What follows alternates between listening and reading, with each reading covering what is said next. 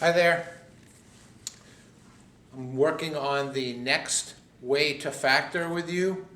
We have done two already. We have done the X strategy, where we have a trinomial. We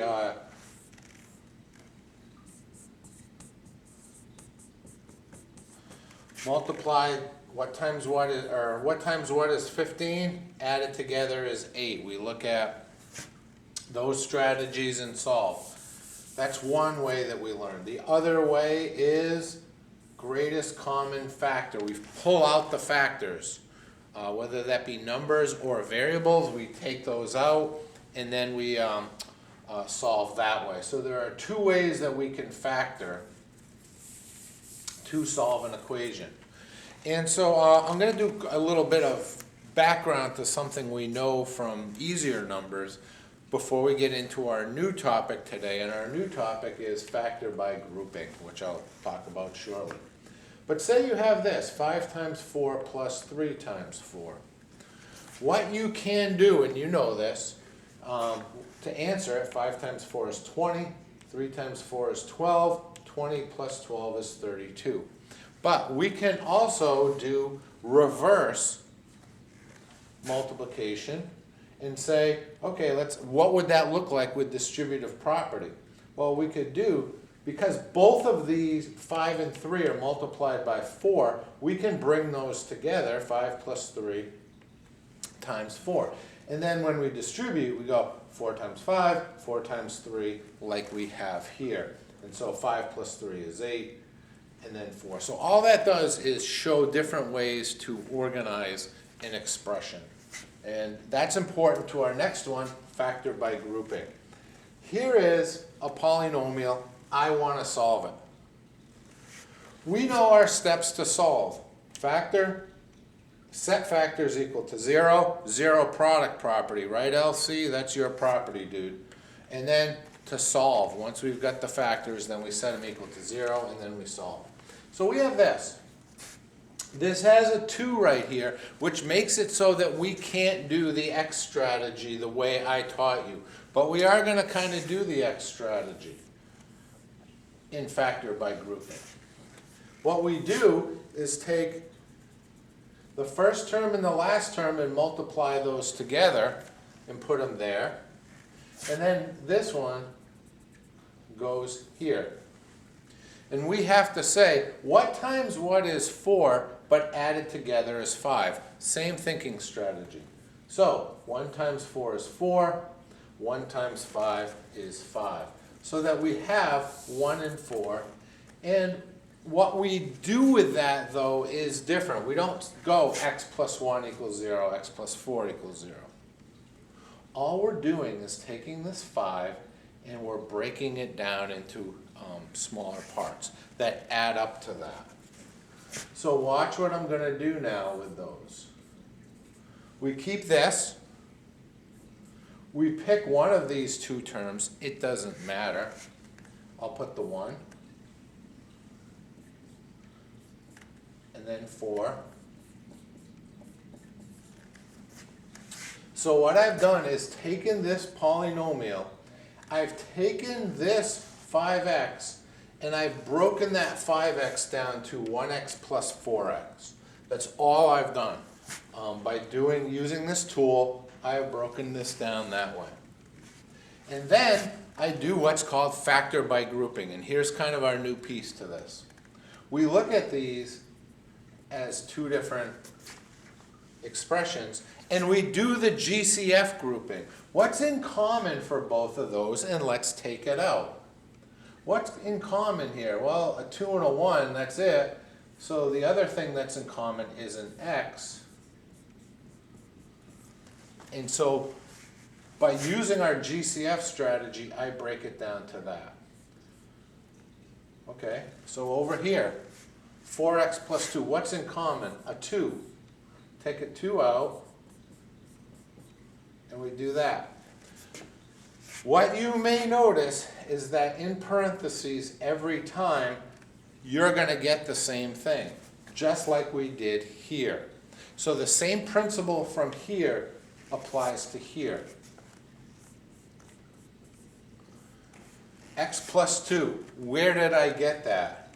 This term and this term go here. Similar to 5 and 3 go here. Because they're both being multiplied to 2x plus 1. And then 2x plus 1 goes here. Ladies and gentlemen, this is factor by grouping, because we grouped them and we factored that way. So now we factored, now we set them equal to 0, and then we solve.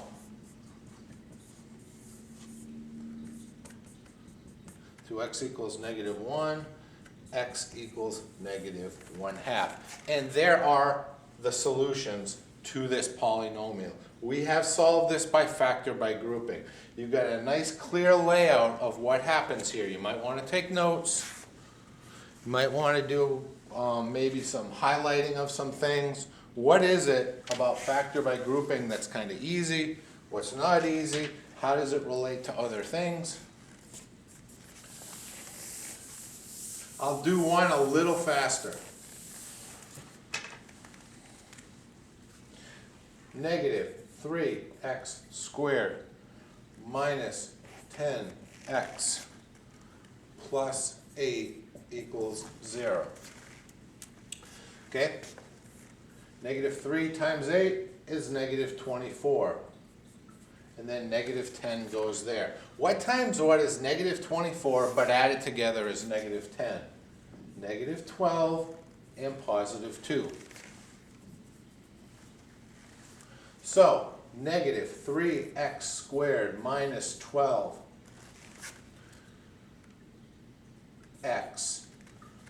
plus 2x plus 8 equals 0. I've just taken the -10x and I've broken it down into -12x plus 2x. So please remember to add the x's onto that. And so then we factor by grouping. What goes into both? Tricky one here, folks. It's a -3 that you want to pull out, so that this becomes an x plus 4. That's kind of tricky. You want to kind of remember that with negatives. Plus, what goes into both 2 and 8? 2 goes in. We take the 2 out. What's left? X plus 4. If you had made a mistake on the negative and just taken a 3 out, you might have ended up with x minus 4. So that's an indicator. Maybe I need to go back and check on negatives. So we have that. So -3x plus 2. That's here and here together, plus the common, x plus 4. And they equal 0. So -3x plus 2 equals 0. -3x equals -2. X equals 2/3 positive. X plus 4 equals 0. X equals -4. Okay? So those are the two answers. So you now have 3 ways to factor. Factor by grouping, the X strategy, and greatest common factor. So those are the 3. You're going to have to remember those because you have a Google form with this that you need to submit. I've gone through 2 problems with you. Your homework is going to be to solve 3 problems. You're going to have to solve 3 problems on your own that I'm going to show you. So you might need to take a screenshot of what I'm about to show you and submit those on the Google form. So you've got to do the work on your own, okay?